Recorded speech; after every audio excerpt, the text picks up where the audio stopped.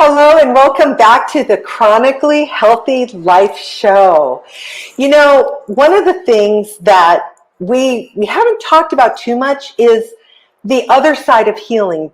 The other side of physical healing is the spiritual healing that can happen on the mind and soul level.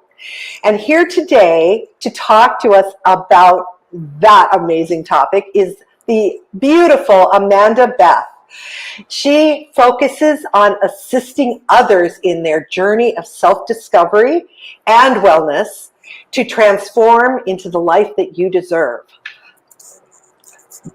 Yeah. Hi, Amanda. Me, God. I'm so glad you're here.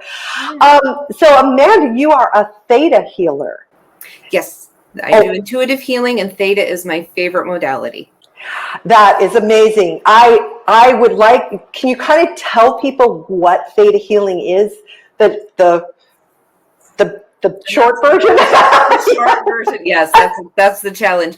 So Theta refers to the Theta brainwave, and most of us are familiar with the Theta brainwave because that's the wave that hypnosis is done under, and it's also kind of like when you're waking up in the morning, you're not awake, you're not asleep.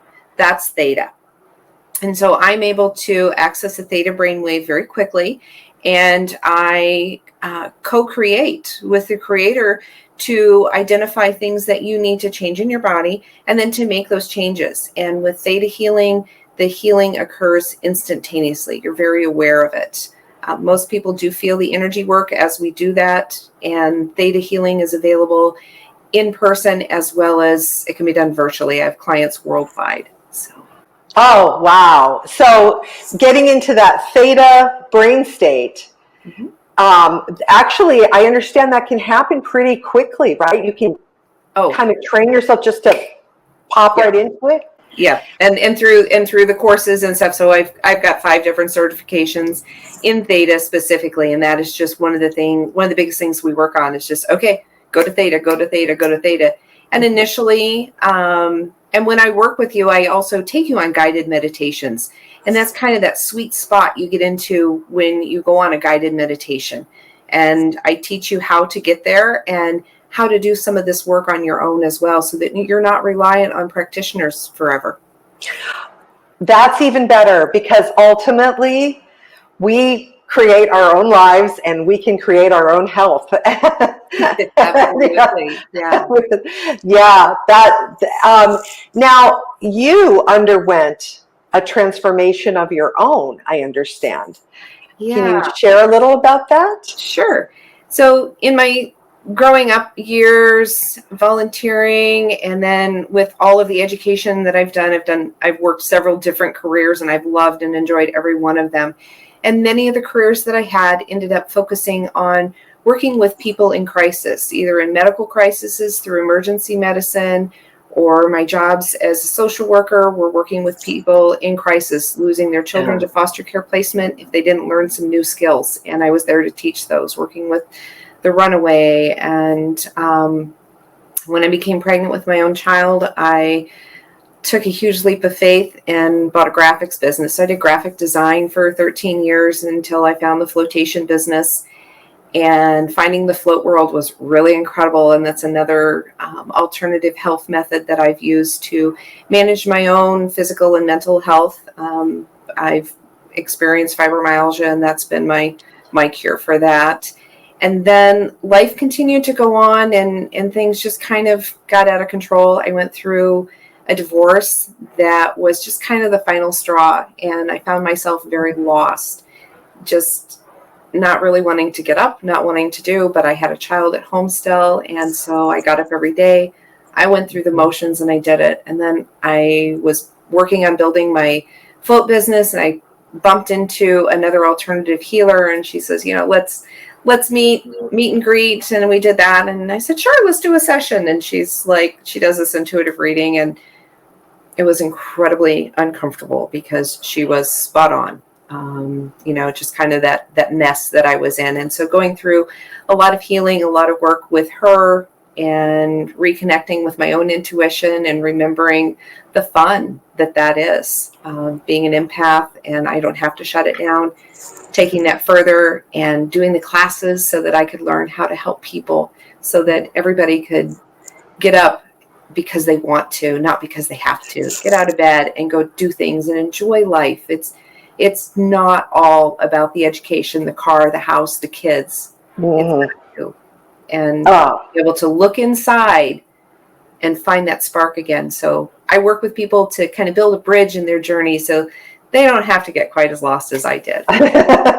Well, that I'm seeing and hearing a lot about the lostness going on amongst a large number of the population. And I think there's a misconception about this kind of healing work.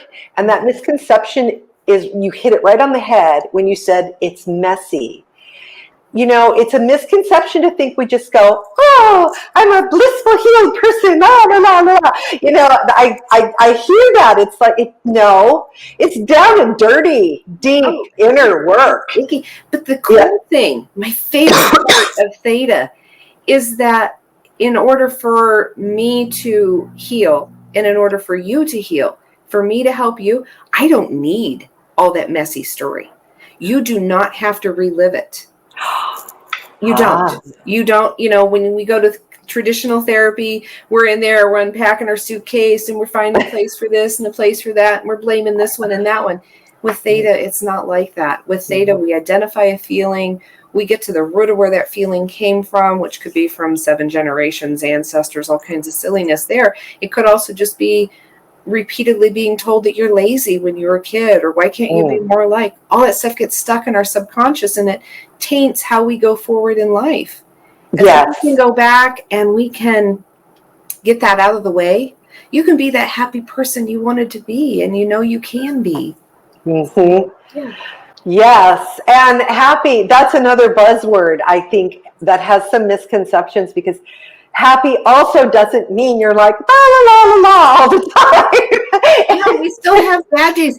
And I remember after going through so much of my healing, and then my daughter moved out. And it was just like, I cried for a couple of days. You still have to feel some of those emotions, but they don't have to become stuck, and they don't become who you are.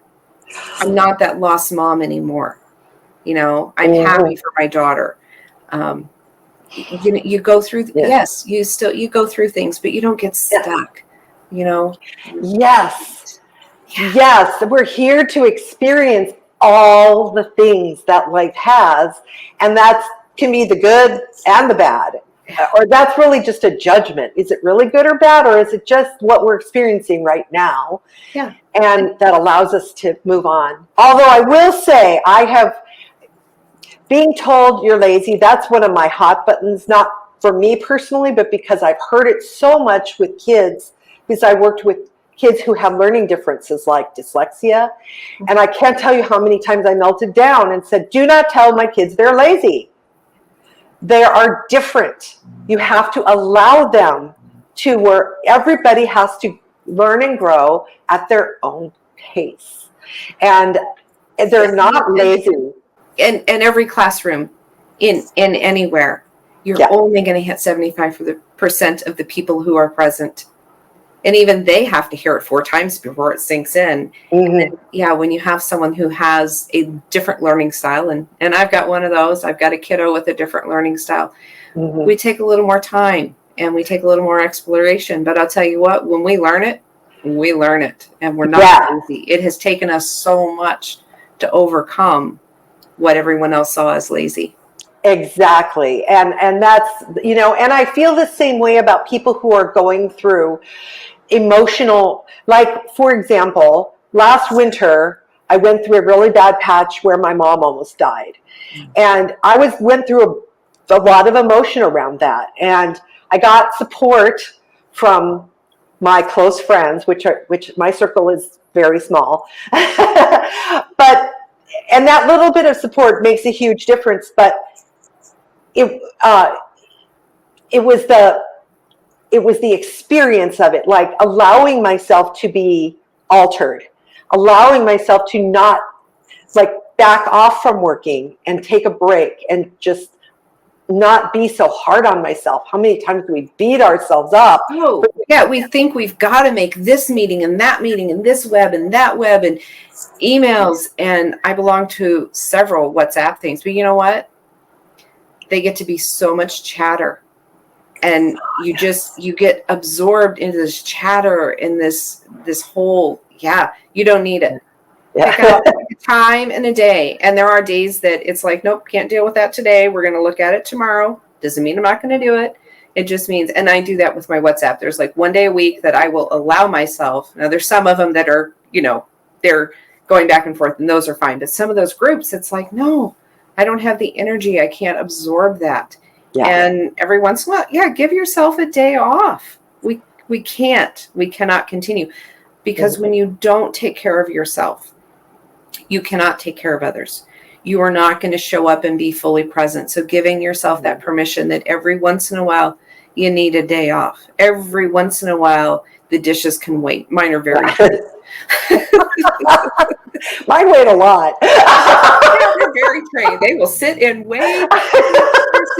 There's some things that you can't not do. Taking care of your puppies and if you have small children. But, yes. When they get grown and and some days taking care of yourself is a huge enough battle that, no, don't open the email. Don't pick up your phone. And you know what? There's no law that says you have to answer your phone. There's no law that says you have to answer your door. Take care of you. Yes. Take care of you. Yes. That is just it's fine. To me, there's this peace in the permission of just, you know what? Yeah. I'm not defective because I need a nap right now. I'm not defective because I'm not, working, slaving. That old paradigm has almost been programmed into us. Just like in our intro, we talk about how chronically is associated with the word ill. And we're flipping it into chronic health because we want people to think in terms of health in every level: physical health, mental health, emotional health, spiritual health, well-being. Well, in our community, it spreads to the community and our friends and loved ones, and it's the collective conscious has really done a number on us as far as how you're supposed to think, how you're supposed to do, how you're supposed to act. And okay, some of those boundaries are good, but it's kind of like feeling anger. We got to feel anger, then we know our boundaries were touched. And we know when we need to work on those. And when you don't really want to do something, you sit back and you look at it. Why is this such a big deal? It's only doing X, Y, and Z. But for me, it's a big deal. And so being able to identify that early on before you've got these mountains and, for me, clutter's the indicator to me that life's not going like it should. And so staying ahead of that, finding out what your triggers are, what values do you have? And then when you take care of yourself, and I think that when people confuse self-care with selfishness, but when you take care of yourself, you're better able to take care of others. Yes. And for me, I'm a power napper. So 20 minutes of sleep gives me 3 or 4 hours of productivity that if I didn't take that power nap, I would have had 5 hours of really poor productivity. Exactly. You get that time back. The time you spend taking care of yourself shows in your attitude, your enthusiasm, and your ability to then go forward and help others. Exactly. The flip side of that is 3 to 4 hours of productive work is way better than wasting 8 or 9 hours where you're wasting a lot of that time because we're not able to maintain that most humans can't maintain that level for straight through like that with a 15-minute coffee break in there somewhere. It just does. We're just not really made that way. That's really a really false thing. And you mentioned the coffee break, giving yourself that break, balance, you're looking for balance and not balance so much as, 50%, 50%, you're looking at harmony. What makes you work? You know, I have a Yeah. friend, she works on 3 hours a night, 3 hours of sleep a night, and she's go, go, go, go, go. I like my 8 or 9 hours of sleep. Thank you very much. I work best on that. Yes. But I also see that, you know, those times that I do work, I am more productive.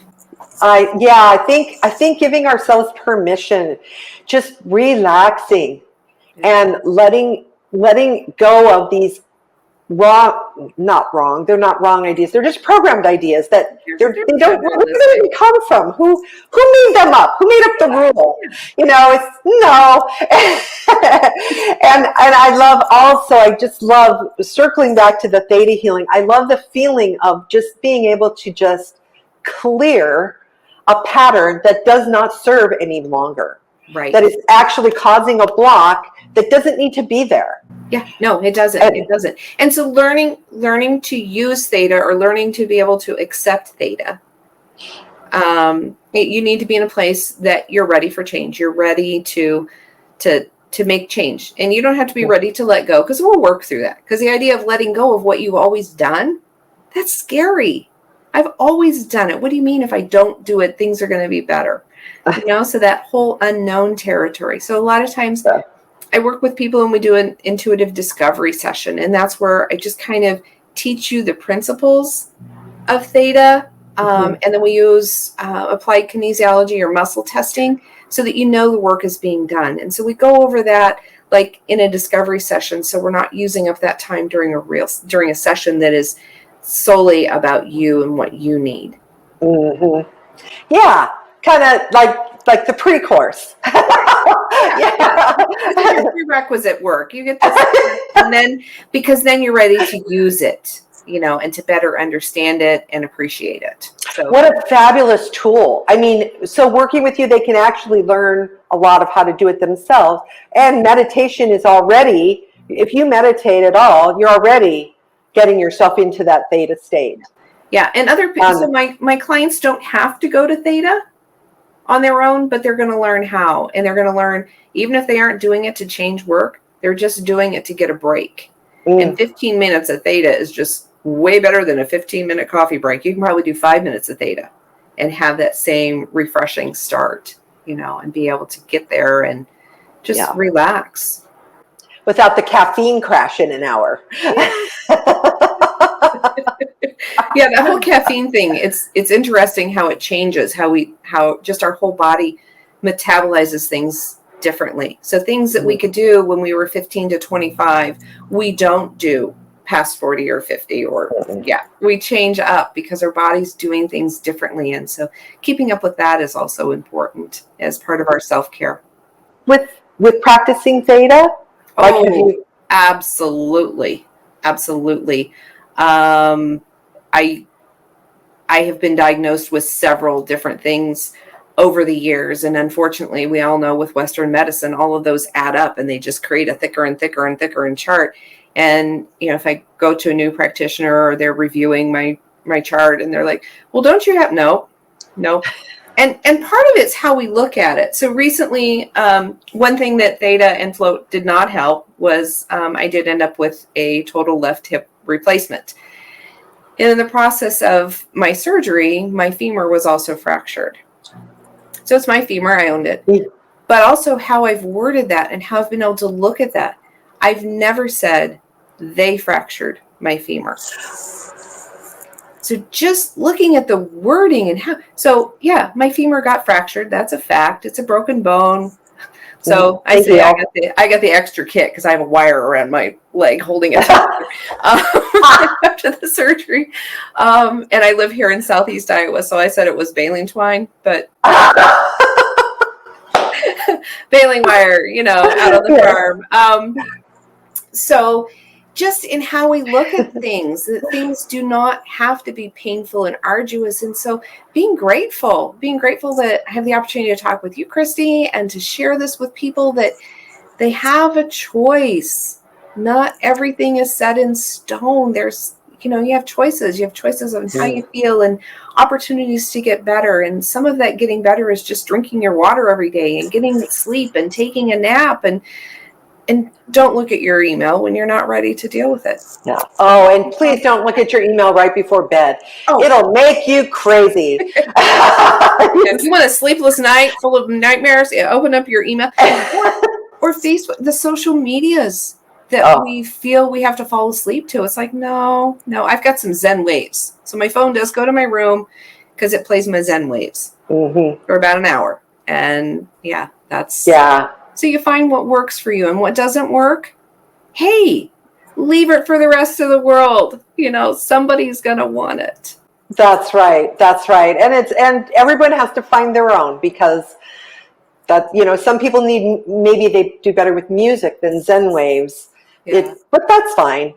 Just please not television with commercials. That just never good. But no.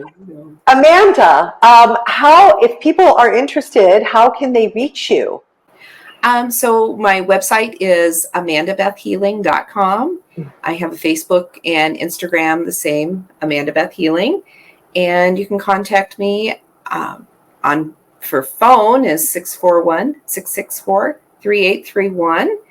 And just if anything, contact me and see if it's a fit, because if I'm not the right healer for you, there are a lot of other healers out there. I think the most important thing is to just identify that you're ready for a change. It doesn't have to be arduous.